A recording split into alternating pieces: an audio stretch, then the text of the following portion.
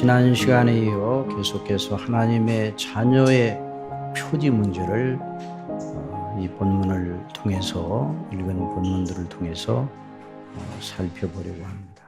이 하나님의 자녀의 표지 문제는 정말 중요한 문제입니다.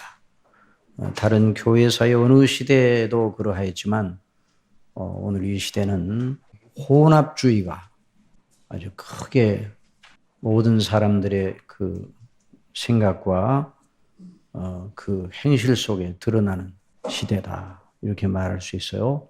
교회사에 드러났던 여러 이단들, 또 여러 신학적인 종파들, 관점들, 이런 것들이 다 오늘 이 시대 속에 마치 백화점처럼 나타나 여러 사람들에게 영향을 끼치고 있습니다. 물론 초대교회에도 하나님의 자녀인지 아닌지를 보여주는 표지는 대단히 중요했습니다. 더군다나 그 당시에는 박해 시대였기 때문에 예수 그리스도를 믿는다고 내놓고 말할 수 없는 그런 시대였어요. 그럼에도 불구하고 그들은 눈에 보이지 않으나 영적인 눈으로 보면 분명하게 하나님의 자녀임을 드러내는 표지들을 가지고 있었습니다. 그런데 오늘 이 시대는 하나님의 자녀들과 하나님의 자녀들이 아니면서도 하나님의 자녀의 그런 외향적 모습을 띠고 있는 유사 그리스도인들이 너무나 많기 때문에 이것을 구분해내는 것이 대단히 중요합니다. 물론 이 말씀을 우리가 상고하는 것은 나는 참된 하나님의 자녀인데 다른 사람은 그렇지 못하다, 다른 사람을 향하여 다른 사람의 그 영성을 판단하는 기준을 알기 위해서 알아보는 건 아닙니다. 언제나 하나님의 말씀은 가장 우선적이고 집중적으로 우리 각자 자신을 향한 것임을 잊어서는 안 될 것입니다. 내가 정말 하나님의 자녀인지, 정말 하나님의 자녀라는 그런 자녀이라면 오늘 말씀을 듣고 하나님의 자녀 의식이 더 공고화될 것입니다.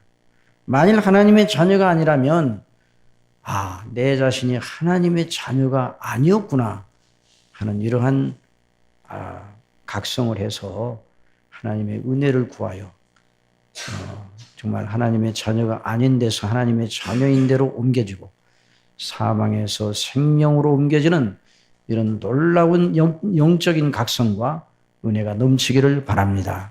그래서 이런 심령을 가지고 우리 하나님의 말씀을 들어야 할 것입니다.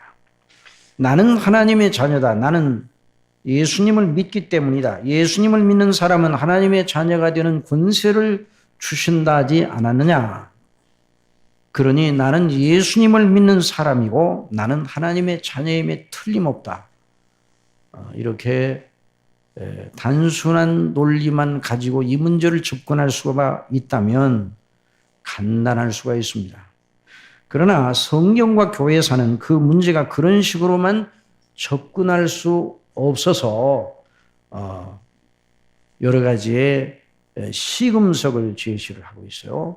자, 요한복음 1장 12절에서 영접하는 자 곧 그 이름을 믿는 자들에게는 하나님의 자녀가 되는 권세를 주셨으니 라고 말하고 끝낸지 아니하고 이런 육정으로나 혈통으로나 사람의 뜻으로 나지 아니하고 오직 하나님께로서 난 자들이니라 하면서 그 하나님의 자녀에 관한 문제를 이렇게 두 진술로 균형 잡히게 주셔서 그 두 진술을 통해서 우리 자신을 비춰보게 그렇게 하셨습니다. 그래서 우리가 성경 여기저기를 통해서 하나님의 자녀의 표지가 어떻게 드러났는가, 우리 사도행전 2장 42절 속에 그 하나님의 자녀의 표지가 아주 응축되어 있습니다. 물론 이것이 이제 하나님의 교회를 이루고 있는 하나님의 성도들의 그 모습을, 초대교회의 성도들의 모습을 주는 것이 틀림없지만은 여전히 하나님의 자녀의 표지들을 보여주고 있습니다. 물론 이 표지들을 이렇게 여러 가지로 나눠서 설명하는 것이지 사실은 그 표지들은 한 셈에서 나오는 겁니다. 한 원리에서 나와서 여러 가지로 나타나는 것이죠. 그것을 우리가 생각하면서 살펴보기를 원합니다. 여러분 마태복음 7장 21절에서 나더러 주여 주여 하는 자마다 다 천국에 들어갈 것이 아니요 다만 하늘에 계신 내 아버지의 뜻대로 행하는 자라야 들어가리라. 그날에 많은 사람이 나더러 이르되 주여 주여 우리가 주의 이름으로 선지자 노릇하며 주의 이름으로 귀신을 쫓아내며 주의 이름으로 많은 권능을 행하지 아니하였나이까 하리니 그때 내가 저희에게 밝히 말하되 내가 너희를 도무지 알지 못하니 불법을 행하는 자들아 내게서 떠나가라 하리라. 이 주여 주여 하는 자 외적인 신앙 고백이 분명한 사람들이었습니다. 그런데도 그들 가운데 천국에 들어가지 못하는 사람들이 있을 것이다. 우리 예수님께서 주의 이름으로 선지자 노릇하며 주의 이름으로 귀신을 쫓아내며 주의 이름으로 많은 권능을 행하지 아니하였나이까? 라고 말하는 사람들도 있을 것이라고 하셨으니 교회를 출석할 뿐만 아니라 교회에서 지도적인 위치에 있어 많은 사람들이 유명히 여김을 받는 사람들 가운데에도 천국에 들어가지 못하는 사람들이 있을 것이다. 그러니까 정말 하나님의 자녀가 아닌 사람들이 있을 것이다. 이렇게 말씀을 하고 계시는 것이에요. 그러니 여기에 있는 어느 누구도 이 문제를 살펴볼 그런 필요가 없을 정도로 안전한 위치에 있다. 이렇게 생각하지 말고 저나 여러분 다 같이 여기에 주목을 해야 될 것입니다. 여러분 우리가 지난 시간에 우리 하나님의 자녀임을 보여주는 첫 번째 표지는 뭐라고 말씀드렸습니다. 저희가 사도의 가르침에 전념하였다. 그렇게 말씀을 했어요. 자, 하나님의 자녀들의 그 첫 번째 표지, 가장 중요한 우선적인 표지는 무엇인가? 거듭나 회개하고 예수 그리스도를 믿음으로 구원받아 하나님의 자녀의 반열에 선 사람들이 보이는 첫 번째 표지는 하나님의 말씀에 청종하는 것으로 나타납니다. 하나님의 말씀을 청종하는 것. 그 말씀이 그 사람 심령 속에 역사하여 작용하는 것이죠. 그래서 사도 바울 데살로니가전서 2장 13절에서 내가 너에게 하나님의 말씀을 전할 때 사람의 말로 받지 아니하고 하나님의 말씀으로 받음이니 잘하였도다. 이 말씀이 믿는 자 속에서 역사하느니라 그렇게 말하였습니다. 그래서 하나님의 말씀이 역사하는 사람, 그 사람이 바로 하나님의 자녀입니다. 그 사람은 새로운 갈증, 이전에 가지고 있지 않던 새로운 갈증을 가지고 있었습니다. 여러분 사람들이 얼마나 여러 가지 갈증을 가지고 있습니까? 육체 소욕, 이 소욕이라는 건 갈증을 내는 겁니다. 소욕. 우리가 육체적인 생리 가운데도 이 먹는 것과 마시는 것에 대한 소욕, 생명을 유지하기 위해 필요한 이 본능적 소욕이 굉장히 강합니다. 그래서 먹는 것을 중단하고 마시는 걸 중단하면 그 몸이 가만히 있지를 못하면 생명체계가 막 졸려대는 거예요. 그래서 줄이고 목마른 것을 견딜 수가 없는 것이죠.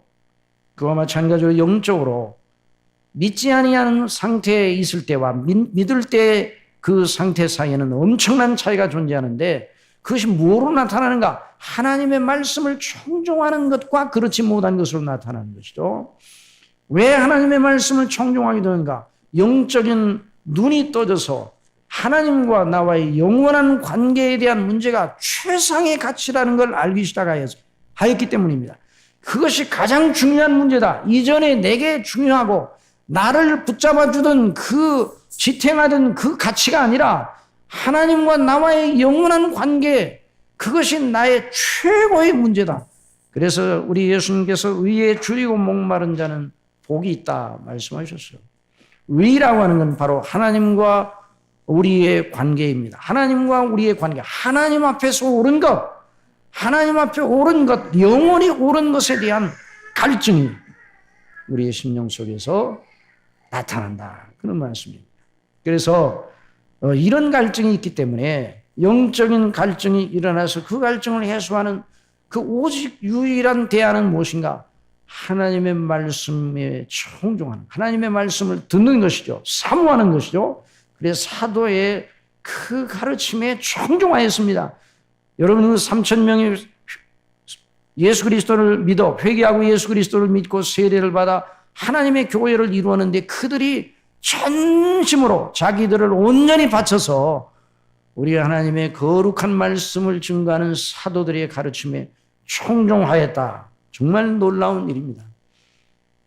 정말 하나님의 사람이 되어 거듭나 하나님의 자녀가 된 그 사람, 예수 그리스도를 구주로 영접하여 하나님의 자녀가 된 사람 성향 속에 그것을 우리가 가장 우선적으로 생각을 해야 됩니다. 그래서 말씀을 청종하는 일에 실패한다면 그 다음은 다 안 되는 거예요.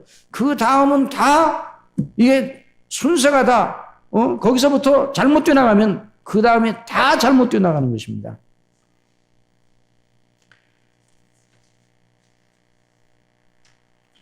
요한계시록 14장에 보면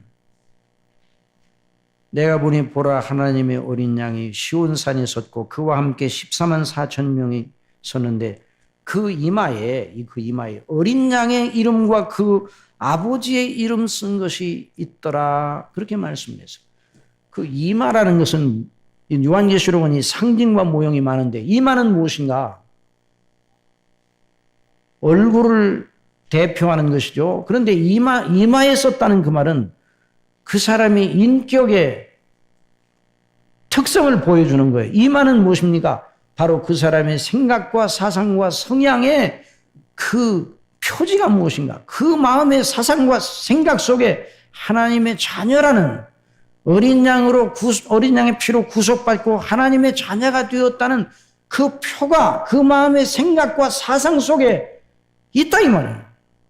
이전에는 없었어요. 그런데 예수 그리스도를 믿음으로 말미암아 구원받고 하나님의 자녀가 되니 그 사람의 생각과 사상과 가치관과 인생관과 그 마음의 정서, 지성, 정서, 의지, 그 인격의 모든 요소 속에 하나님의 인이 있다 이 말이에요. 그래서 그들이 하나님의 아버지의 말씀에 청종을 하게 된 것이죠. 그러면 오늘 우리가 한 단계 더 나가서 살펴볼 것은 거기 서로 교제하며 떡을 떼었다 했습니다. 한번 따라해서 서로 교제하며 떡을 떼며. 이것이 바로 하나님의 자녀의 중요한 표지입니다. 교제하며 떡을 떼었다. 여기 떡을 떼었다는 건 성찬식을 했다는 말입니다. 교제했다는 것은 놀이를 했다는 말이 아닙니다. 무슨 오락을 했다는 말이 아닙니다. 교제했다는 것은 이건 인격적 교통이 이루어졌다는 말인데요.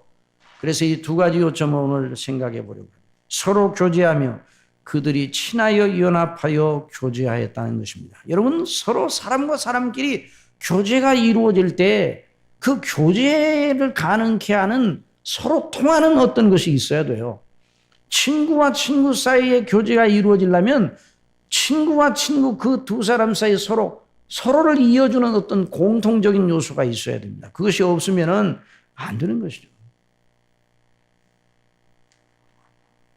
그래서 친구끼리는 통한다 그러잖아요. 그래서 그 친구가 누구냐에 따라서 그 사람의 성향이 어떠하냐도 알아볼 수 있다. 그 사람이 친구가 누구인가 이런 얘기 하잖아요. 그 하나님께서 이 땅에 우리 지상생애 동안에 이제 걸어가면서 그 우리 이웃이 가장 가깝게는 부모님들, 형제, 친척 이렇게 이제 시작이 되죠. 가정에서부터. 그러나 이제 이 교제권이 좀 더 넓어져서 사회적인 친구가 있잖아요. 그런데 이 친구를 통해서 하나님께서 우리에게 필요한 은혜도 주시고 격려도 주시고 경계도 하시고 이런 일반 은총의 영역에도 그래요. 그런데 이 특별히 영적인 그 면에 있어서 하나님의 자녀들끼리 서로 교통한다. 이건 정말 중요한 일입니다. 그래서 하나님의 자녀이면 다른 하나님의 자녀와 교통이 이루어지게 되어 있습니다. 왜냐하면 그 속에서 성령께서 역사하시기 때문입니다. 한 성령께서 그 속에 역사하셔서 한 성향을 주셨기 때문입니다. 각자 동일한 새 생명, 그리스도 안에 있는 새 생명의 원리와 성향과 가치관을 주셔서 성도 간의 교제는 다른 일반 친구들과의 교제와 차원이 다르게 된 것입니다. 에베소 4장 3절에 평안에 매는 줄로 성령에 하나 되게 하신 걸 힘써 지키라 그랬습니다. 몸이 하나요 성령이 하나이니 이와 같이 너희가 부르심의 한 소망 안에서 부르심을 입었느니라. 주도 하나요 믿음도 하나요 세례도 하나요. 하나님도 한 분이시니 곧 만유의 아버지시라. 만유 위에 계시고 만유를 통일하시고 만유 위에 만유 가운데 계시도다. 그 성도들의 교제가 가능한 건 바로 이것 때문입니다. 그러니까 이 성도의 교제의 차원은 그냥 서로 친하게 끼리끼리 재미있게 노는 그런 것이 아니에요. 동일하게, 자 보세요. 사도들의 가르침에 전념하고 그리고 교제하며 떡을 떼었다 그랬어요. 그러니까 동일하게 사도들의 가르침을 받고 동일하게 성령의 기름 부음을 받고 사도들이 증거하는 그 말씀을 통해서 그리스도 안에 서는 그런 일에 온전하게 자신들을 드린 그 사람들이 교통을 하였다. 물론 그들이 서로 개성이 다를 겁니다. 다 개성이 다르죠. 저와 여러분 여기 계신 분들이 개성이 같은 분들이 한 분도 없어요. 개성은 절대로 다릅니다. 개성이 같으면 상당히 좋을 것 같아도 개성이 같으면 어떤 분들은 아이고 성격이 안 맞아서 못 살아서 그러는데 성격 개성이 같은 그런 부분은 한 사람도 없습니다. 이건 개성에서 나는 것이 아닙니다. 더 깊은 그리스도 안에는 믿음과 같은 소망과 같은 사랑으로 하나 된 성령의 하나 되게 하신 것입니다. 그러니 여러분 그리스도인들의 교제 속에 하나님의 자녀들의 교제 속에 개성이 앞서면 안 되는 겁니다. 우리 교회를 섬길 때도 교회는 하나님의 거룩한 교제의 권위잖아요.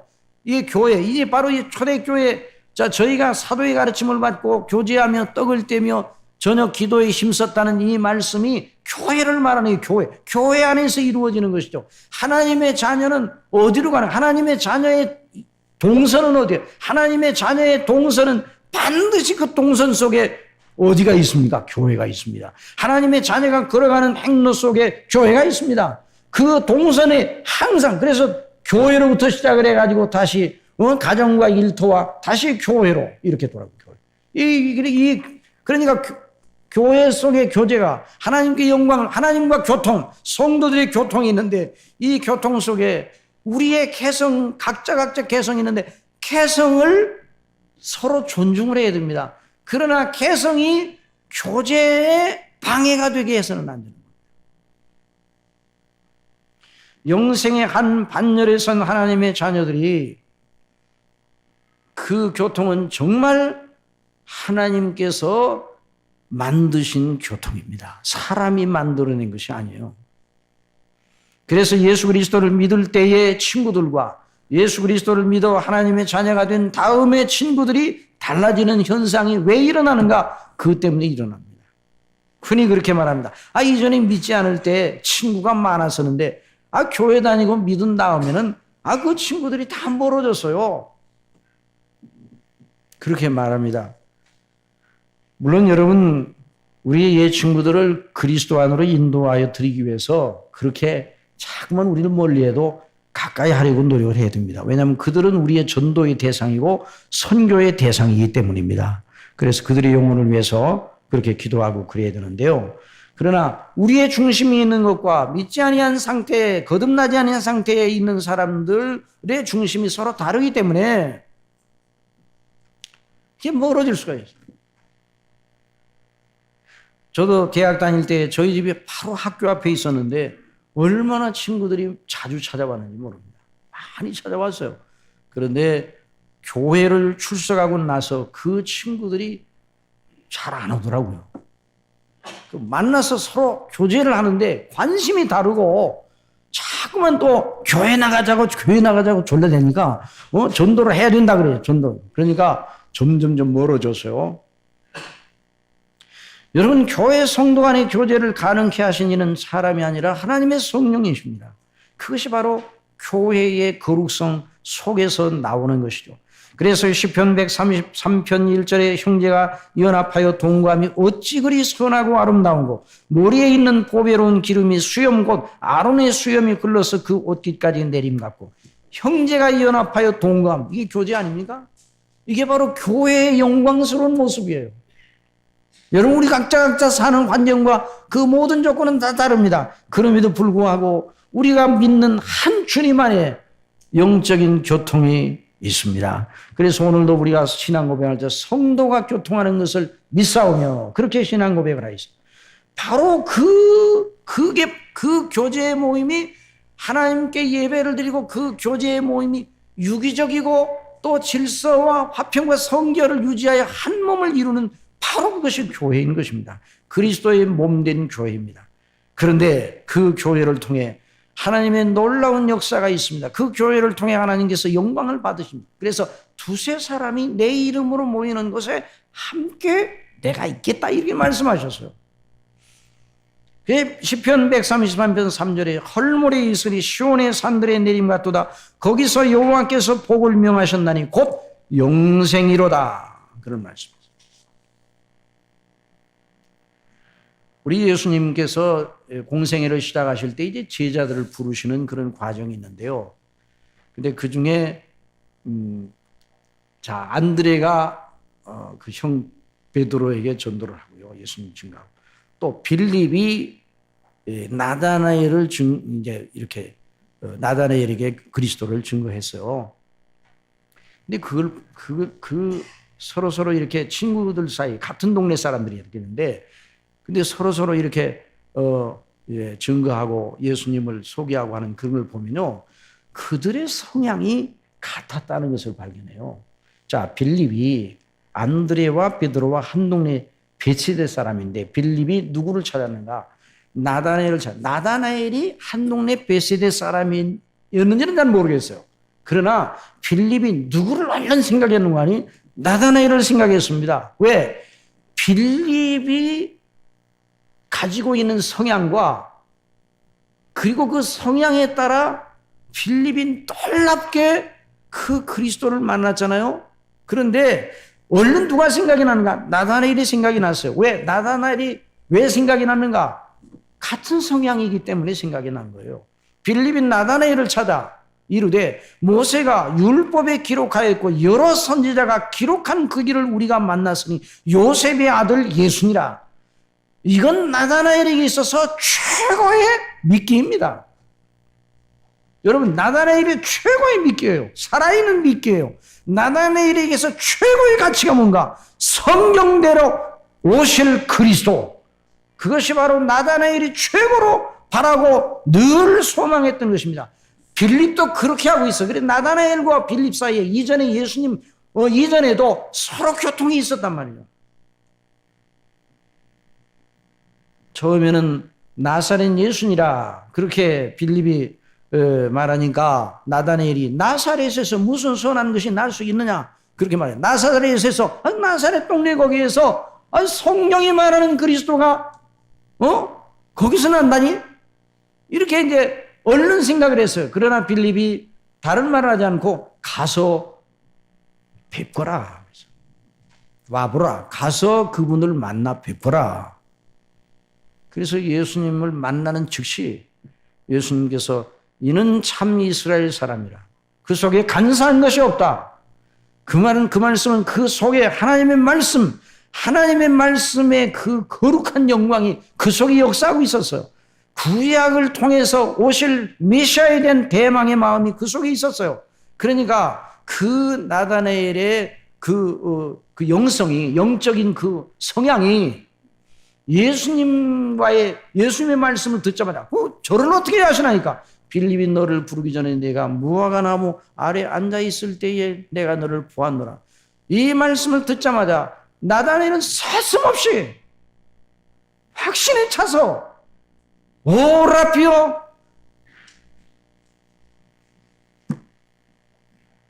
당신은 하나님의 아들이시오 이스라엘의 임금이십니다. 당신은 바로 오실 메시아, 바로 율법에서 약속한, 율법과 선지자 모세와 선지자들을 통해서 약속된 바로 그분이 당신이군요. 금방 알아봤어요.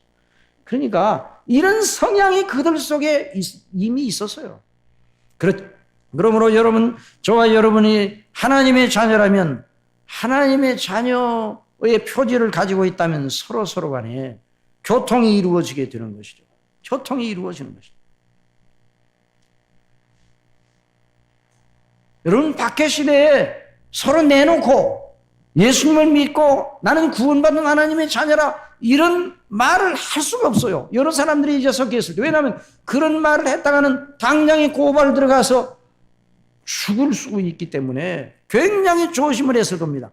그럼에도 여전히 믿는 사람들끼리 교통이 이루어졌습니다. 어떻게 이루어졌는가? 모르겠어요. 눈을 깜깜했는가? 그 모르겠어요. 뭐 그런 거 아닐 거예요. 무슨 외적인 신호를 보내고 그런 것도 아닐 거예요. 뭔가 말하지만 서로 교통, 말하지 않고 서로 눈만 쳐다봐도 그들이 행하는 행동과 그 사상 속에 내가 예수님 믿는 하나님의 자녀라는 것이 드러나 있단 말이에요. 그래서 서로를 보고 힘을 얻고, 철이 철을 날카롭게 하는 것 같이 사람이 그 친구의 얼굴을 빛나게 하느니라 하신 말씀처럼 서로 힘을 얻는 거예요. 여러분, 우리가 하나님 앞에 예배를 드리면서, 우리가 하나님께 영광을 돌리면서, 우리 하나님의 말씀을 상고하고 들으면서 이렇게 은혜를 받는 거, 교회 안에서 은혜를 받는 거 너무너무 영광스러운 거예요. 물론 혼자 책을 읽으면서 은혜를 받기도 합니다. 혼자 개인의 어떤 그 경건 시간을 통해서 은혜를 받을 수도 있습니다.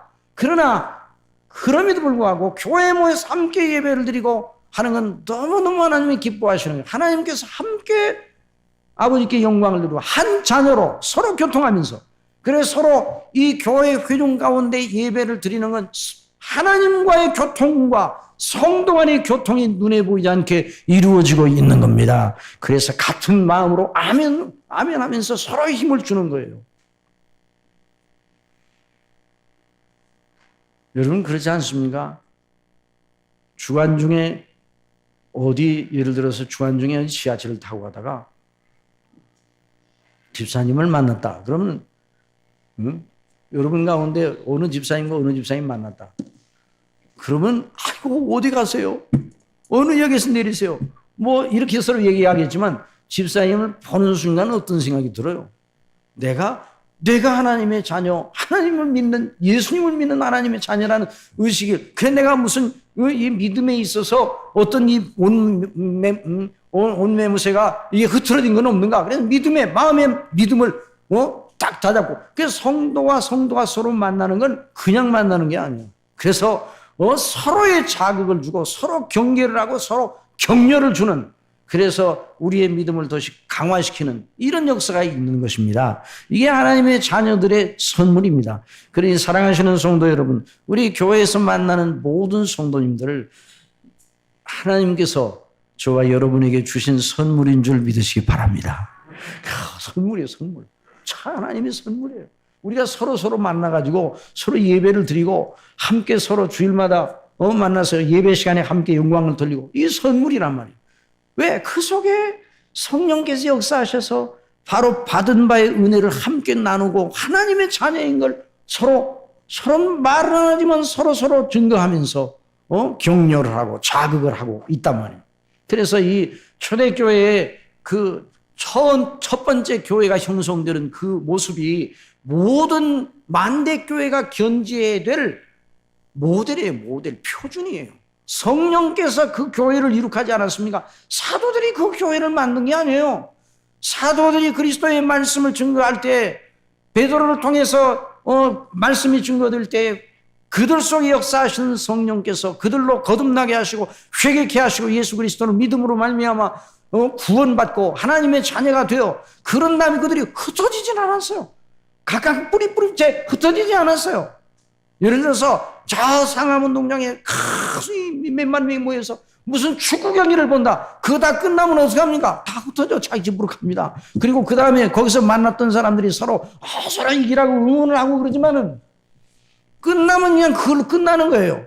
그러나 사도들의 말씀을 듣고 세례를 받고 그들이 흩어지지 아니하고 함께 모여 날마다 같이 모여 마음을 같이 하여 이것이 바로 성도의 교제의 그 속에 있는 어떤 무엇을 보여주는 것입니다. 그래서 하나님의 자녀의 표지는 성도의 교제를 통해서 나타납니다. 그래서 이게 너무너무 중요한 거예요. 그런데 오늘날 이 교회가 진행되는데 이런 하나님의 이 거룩한 복음의 영광과 은혜의 영광이 이걸 중심하지 아니하고 다른 것이 교제권에 들어와서 영향을 끼치게 될 때 분란이 일어나고 여러 가지 문제가 일어나고, 여러분 우리 그리스도 안에서는 사도 바울이 말해서 그리스도 안에는 주 안에는 자유자나 남자나 여자나 자유자나 종이나 구분이 없다고 그랬어요. 그런데 우리 어느 나라 교회도 다 그러고 다 우리 언약에서 나오는 거예요. 그 우리의 본성, 잘못된 육체에서 나오는 거예요. 그 사람이 가지고 있는 외형적 여러 조건이 그 사람과 그 사람과의 서로서로의 그 교제권을 강화시키는 그런 조건이 되면 안 돼요. 뭐 동양이라든지 무슨 뭐라든지 이건 안 되는 거죠. 그래서 우리 그리스도 안에서 우리 하나님의 자녀가 하나님의 영광을 바라보고 오직 주의 이름만을 높이며 피부 색깔이나 문화나 이런 모든 것이 차이가 없이, 그래 예전 초대교회는 유대인이나 이방인이나 종이나 자주자나 하나가 되어서 한 주님을 섬김으로 함께 영광을 돌리고 주의 이름을 높이는 이런 아름다운 조제가 이루어졌는데, 오늘 이 시대의 교회들이 그런 모습을 보여야 되는데 그렇지 못한 사회들이 많다 이 말이에요.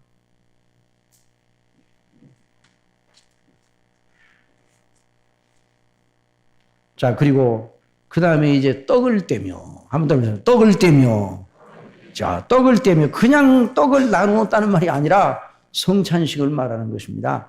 성찬은 무엇입니까? 오늘 이 성찬식을 하면서, 이 성찬식을 하면서는 성찬의 의미에 대해서 더 자세히 설명하기가 곤란한 경우가 많아요. 시간이 모자라기 때문에. 근데 오늘은 성찬식을 안 하지만 성찬이 얼마나 중요한지 보세요. 초대교회가 저희가 사도의 가르침을 받고 교제하며 서로 떡을 떼며 그랬죠. 떡을 떼었다고 그래요. 성찬. 이 성찬은 하나님께서 당신의 자녀들의 그 유기적인 모임인 교회, 그리스도의 몸된 교회에 세워주신 거룩한 은혜의 방편입니다. 이 성찬을 통해서 주시는 은혜의 방편, 이걸 통해 주시는 은혜를 오늘날 이 현대 교회가 더 많이 누리지 못하는 것 같아요. 그래서 저는 이 말씀 준비하면서 정말 이 성찬을 자주 가져야 되는데, 그러나 이런 초대교회는 이 성찬을 아주 중요한 그 예배의 순서로 넣었단 말이죠. 여러분, 성찬은 예수님께서 제정하신 성례입니다. 성례는 둘입니다. 세례와 성찬이죠.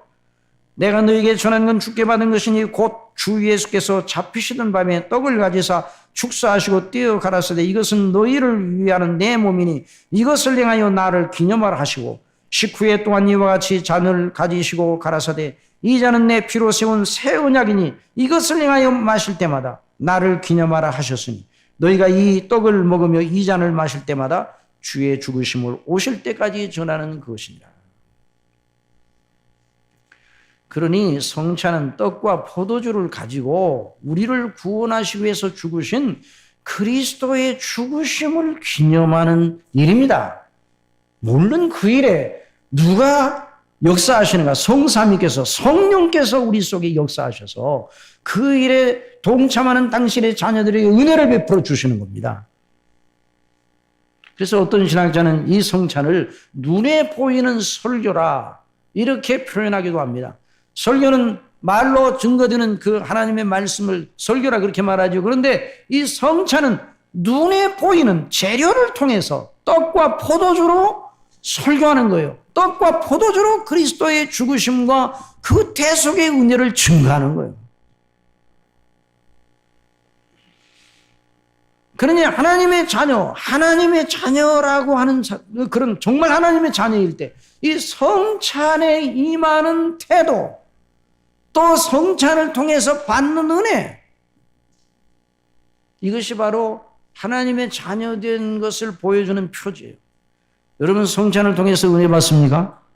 하나님의 자녀만 은혜를 받습니다. 물론 이제 이전에 교회사 속에서 영적 각성이 일어날 때 보면 전혀 그 복음에 대한 인식이 없었는데 성찬식을 하는 중에 성령께서 역사하셔서, 왜냐하면 성찬 속에서 복음의 그 본질이 진수가 확연하게 드러난단 말이죠. 그런데 그 성찬식에 참여하고서 거기서 거듭나 회심하는 그런 경우를 증거하는 그런 책들을 제가 봤는데요. 그러니까 이 성찬이 이미 믿는 사람들에게도 은혜를 주시고, 물론 그 성찬에 예수 그리스도를 믿는 믿음이 아니고는 성찬에 참여하지 못하죠. 그런데 그냥 그 성찬에 그런 객처럼 참여하고 있었는데 그 성찬식을 하는 모습을 보면서 이 회심하는 그런 경우도 있다 이 말이에요. 이게 성찬은 중요한 은혜의 방편입니다. 이 초대교회 이 세례받은 3,000명이 성찬을 했다는 건 결국 이들의 심령 속에, 자, 이건 대단히 중요한 요점이에요. 그들의 심령 속에 그리스도와 그리스도의 죽으심에 대한 집중력이 얼마나 강화되어 있었는가 하는 걸 보여줘요. 하나님의 자녀의 모든 표지들은 다 각각 이렇게 나누어 설명을 하긴 하지만 그 모든 표지들을 내는 그 샘 근원으로 가보면 하나입니다. 그리스도와 그 십자가의 못 박히심의 은혜에 대한 집중입니다. 그리스도와 그 십자가의 대속의 은혜 속에서 주어지는 하나님의 은혜와 사랑, 은혜와 진리의 영광을 그 하나님의 자녀들은 이 세상에는 그 어느 것보다 사랑하고 그걸 통해서만 영적인 만족을 얻게 된다는 겁니다. 그러니까 복음의 진수를 성찬을 통해서 주목하게 하는 것이죠. 그래서 우리 예수님께서 그걸 제정해 주셨어요. 복음의 진수를 잃어버리지 말아야 되는 거예요. 하나님의 자녀에게 있어서는 우리 주 예수 그리스도 하나님의 아들 우리 주 예수 그리스도와 그 십자가의 못 박히심보다 더 영광스럽고 더 가치 있고 항상 우리의 심령 속에 감동을 주는 것이 없습니다. 다른 것은 잠깐 그럴 수 있지만 이건 항상 우리 속에 감동을 주는 거예요. 그래서 우리 예수님께서 말씀하시기를 이 물을 먹는 자마다 곧 다시 목마르겠지만 내가 주는 물을 먹는 자는 그 속에서 영생하도록 솟아나는 샘물이 되리라 말씀하셨어요. 나를 믿는 자는 누구든지 내게 와라. 그럼 나를 믿는 자는 그 배에서 생수의 강수가 흘러넘치리라. 그 생수의 강수는 성령님의 역사인데 성령님의 역사가 무엇로 드러나는가? 우리 주 예수 그리스도와 그 십자가의 못 박히심의 은혜로 드러나게 되는 겁니다. 그런데 어떤 사람이 이렇게 말하는 경우가 있어요. 아, 나는 정말 예수님을 본받고 싶어요. 예수 그리스도의 그 온유하심과 그 아름다우심과 그 사랑스러움에 저는 너무너무 감격을 합니다. 그래서 예수님을 본받아, 그리스도를 본받아는 책도 있는 것처럼 정말 그러고 싶어요. 예수님처럼 살고 싶어요. 예수님과 같은 사람이 되고 싶어요.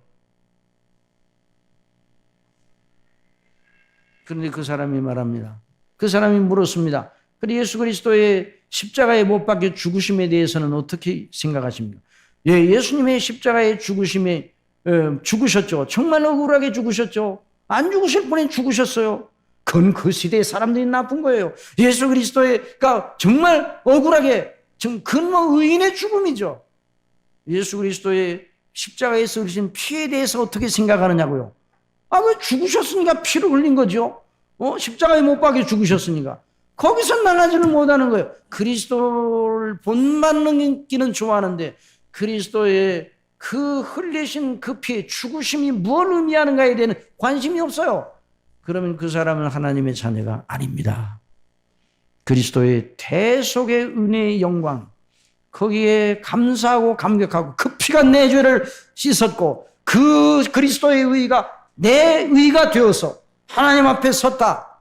이걸 생각해야, 그래서 내가 나의 자랑할 건 오직 그리스도와 그 십자가에 못 박히심 밖에는 없다. 사도 바울이 말한 것처럼 그래야 하나님의 자녀인 겁니다. 그 믿음이 구원받을 만한 믿음이에요. 여러분, 그리스도의 그 인격의 아름다움에 대해서 부인하는 사람은 아무도 없습니다. 그리스도의 그 사랑에 대해서 그건 잘못됐다 이렇게 말하는 사람은 없습니다. 그리스도는 정말 정직하게, 예수님은 정직하게 사셨다, 그렇게 다 인정을 합니다. 그러나 그리스도의 죽으심이 바로 당신의 백성을 위한 대속의 죽으심이었다는 데 대해서는 사람들이 고개를 절레절레 흔듭니다.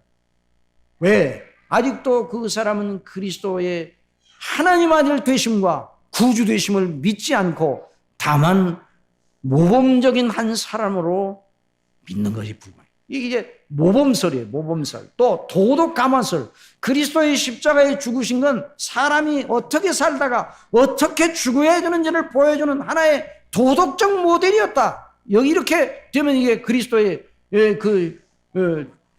구세주인께서 안 믿는 거예요. 그러나 하나님의 자녀들은 그리스도의 십자가의 죽으심이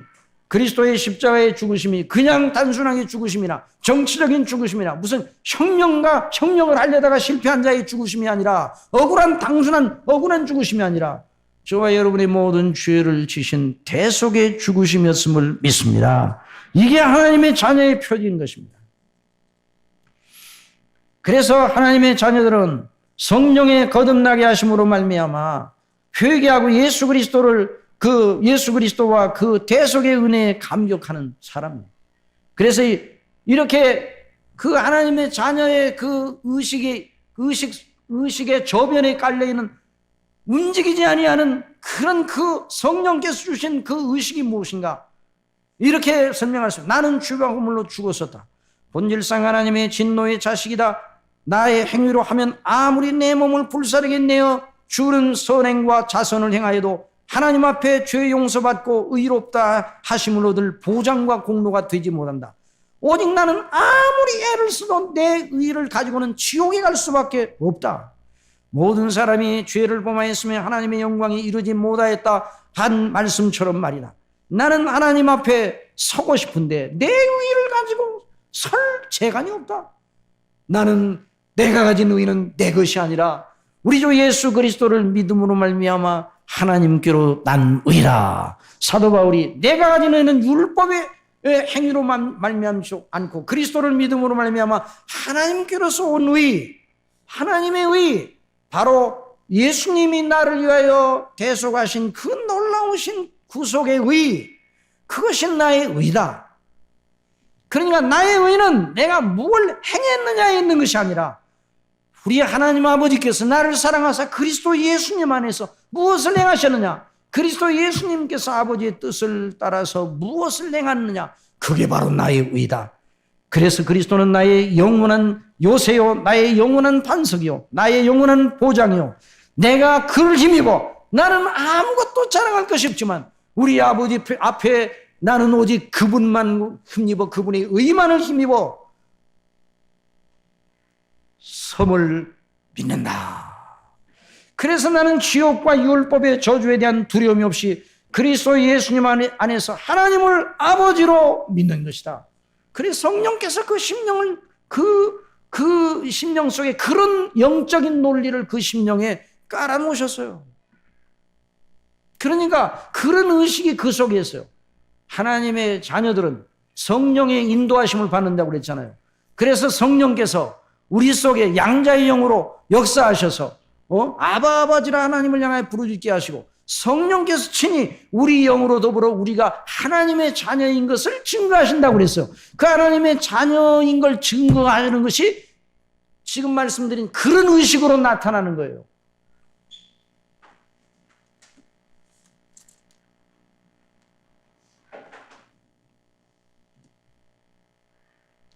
이 사람이 하나님을 아버지로 믿는 사람, 이 사람이 살아계신 하나님을 진실로 믿는 사람, 이런 사람이 아니면 하나님을 철학적 신정도로 바뀌는 종교적 한 그 필연성이 어떤 신인가 이렇게밖에는 생각을 하지 못해. 살아계신 인격적인 하나님, 천지를 지으시고 모든 걸 통치하시고 심판하시는 하나님 믿지 않습니다.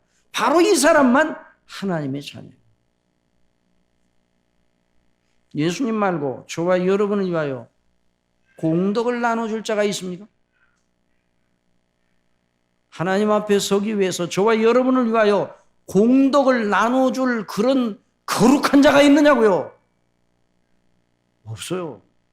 어느 사람도 내 덕이 너무 많아서 그 덕을 남에게 나눠줄 정도의 높은 성화의 경지에 이른 사람은 하나도 없습니다. 이 성화의 아무리 높은 성화의 경지에 이르렀다 할지라도 그것도 은혜 안에 있는 것이지, 은혜로 된 것이지, 내가 쌓았다고 내 것이 한 것이 아니에요. 그러니까 남에게 복을 나눠주는 거, 시복 이런 일이 있을 수가 없는 거예요. 인생은 각자 다 죄로 말미암아 하나님 앞에 다 진노 아래 있고 지옥에 갈 만한 거예요. 누구나 다 자기 자신. 그러니까 자기 자신 건 안 되고 오직 예수님 것으로만 되는 것입니다. 그러니 누가 다른 사람을 위해서 기도해주면 그 기도가 상달할 만큼 공력 있는 사람이 누가 있는 거예요? 없어요. 그러나 우리 예수 그리스도의 이름으로 하나님 앞에 기도하면 하나님께서 들으시는 겁니다. 왜? 예수님의 의, 예수님의 공덕, 그 의는 완전하기 때문입니다. 요즘 교황이 왔습니다. 그리스도 예수님 안에서 오직 유일한 그리스도만 오직 유일한 중보자예요. 그러나 다른 중보자를 세우는 그 교리체계, 교황주의, 이건 이단입니다. 이걸 분명히 알아야 돼요. 자비로운 미소, 거기에 취하지 마세요. 그 자비로운 미소가 뭐예요? 사람이 자비롭게 웃는다는 게 뭐예요? 교황이 자비롭게 웃으면 뭐가 뭐 달라집니까? 우리나라에 무슨 복을 가지고 왔습니까? 복을 가져다 주시는 분은 그리스도 예수님 안에서 우리 하나님이십니다. 하나님의 만복의 근원이십니다. 예수 그리스도 외에는 하나님과 우리 사이에 중보가 없어요. 어느 누구도 중보자가 될 수가 없는 것이에요.